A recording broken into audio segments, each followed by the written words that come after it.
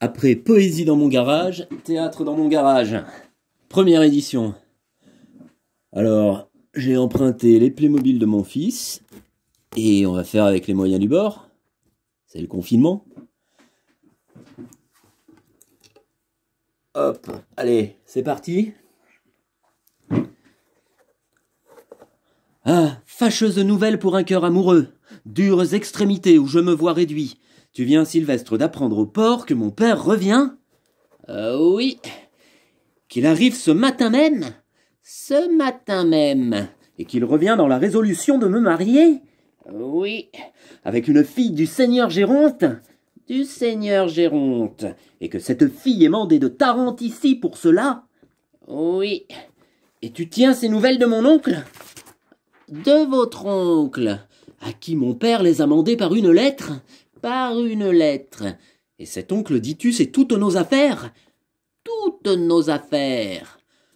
Ah, parle si tu veux, et ne te fais point de la sorte arracher les mots de la bouche. Qu'ai-je à parler davantage?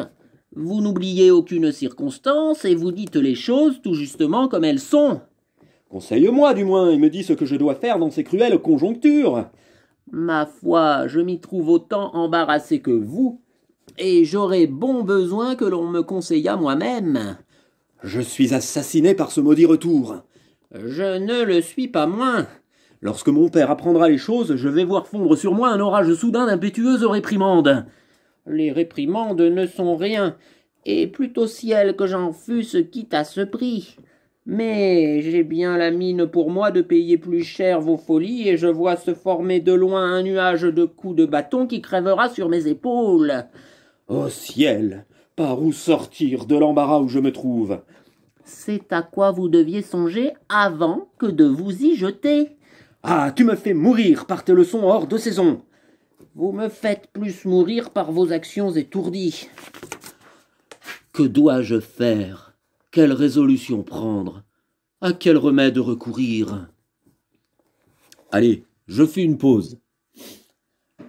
Je viens de vous interpréter la scène 1 de l'acte 1 des Fourberies de Scapin de Molière. Alors, Molière, est-ce qu'on va le voir? Oui, j'accepte. Ah, mon ordinateur. Voilà. Jean-Baptiste Poquelin dit Molière. Il est là. Le voilà. Le voilà, vous le voyez. Jean-Baptiste Poquelin dit Molière, né en 1622, mort en 1673. Il a vécu au XVIIe siècle, c'est un auteur français, Molière. Il a vécu à l'époque du roi Louis XIV, celui qui a fait construire Versailles. Donc, Molière, il a connu Versailles.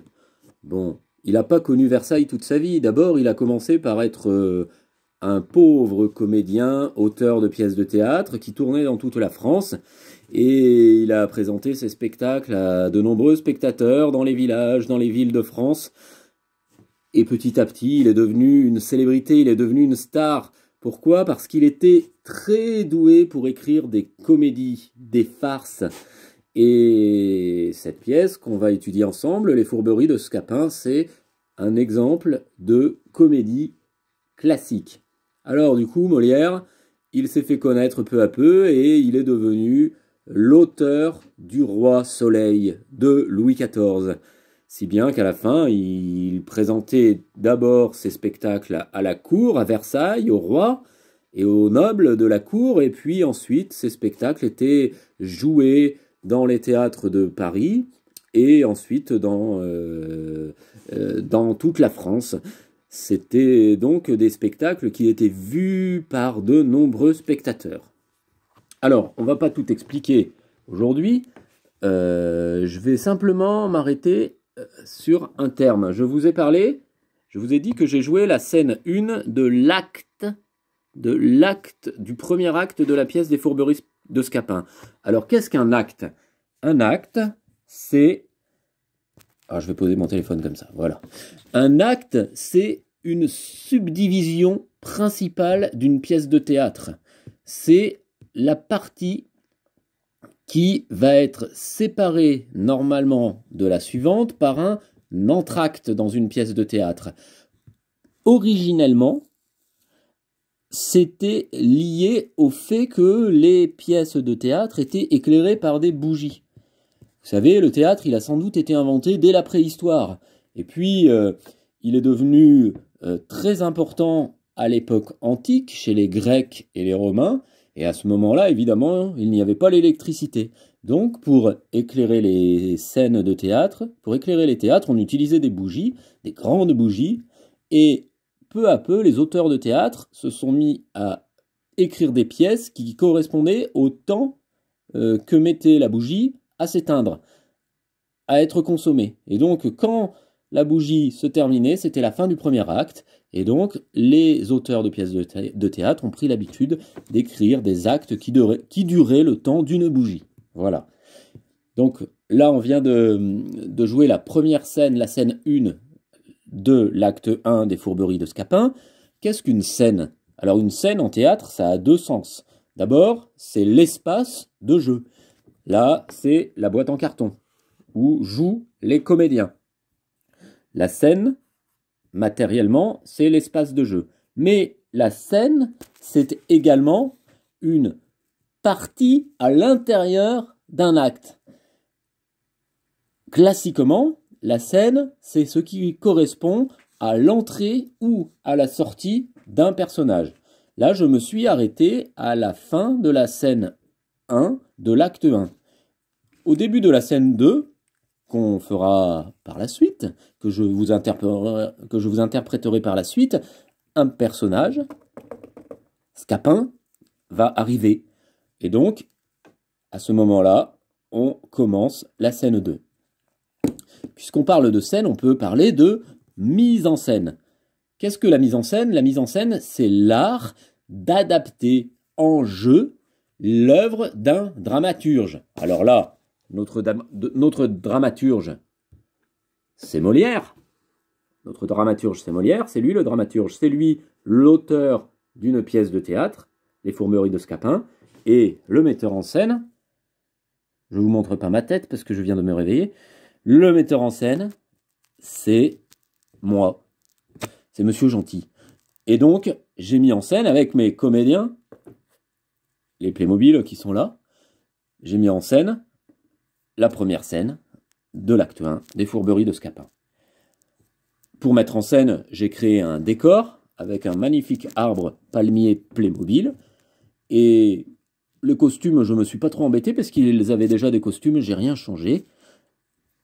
Je me suis pas trop embêté non plus pour la lumière, quand même, j'ai fait attention que la scène soit éclairée, mais j'ai mis la scène en lumière, et puis je n'ai pas créé de bruitage, je n'ai pas mis de bande son, je n'avais pas besoin, puis j'avais pas tellement le temps non plus. Voilà. Alors, ensuite, ce qu'on peut ajouter, c'est que la scène que je viens de vous interpréter, c'est la scène d'exposition de la pièce. Qu'est-ce que ça veut dire ça? Ça veut dire que cette première scène, elle expose la situation, l'intrigue qui va se jouer dans ce spectacle de théâtre, dans cette pièce de théâtre. Et elle présente les personnages. Elle présente des personnages, pas tous, puisque à la scène suivante, d'autres personnages vont arriver. Mais elle présente des personnages et elle présente l'intrigue. Alors, comme personnage, on a Octave et Sylvestre. Alors, vous avez compris, Octave est bien embêté, parce que son père, qui était parti en voyage, revient. Et pendant que son père était parti en voyage, Octave est tombé amoureux d'une jeune fille belle et pauvre qu'il a épousée. Sauf que son père revient avec l'idée de le marier à la fille de sa nouvelle femme. Du coup, problème pour Octave. Comment va-t-il annoncer à son père qu'il a épousé une femme sans son autorisation? Et à côté de lui, hop, c'est Sylvestre. Sylvestre, c'est le valet d'Octave. Souvent, dans les pièces de théâtre classiques, on a un personnage principal et son valet. Ça permet au personnage principal d'exprimer toutes ses pensées, tous ses problèmes, toutes ses idées au valet. Et donc, comme ça, on comprend ce qu'il a dans la tête. C'est plus simple pour l'auteur de théâtre et c'est plus simple pour les spectateurs aussi. Voilà. Bah écoutez, je vais arrêter là pour aujourd'hui. Et on étudiera la scène 2 des Fourberies de Scapin de Molière la prochaine fois dans mon garage, bien sûr. Allez, portez-vous bien, bonne journée à tous.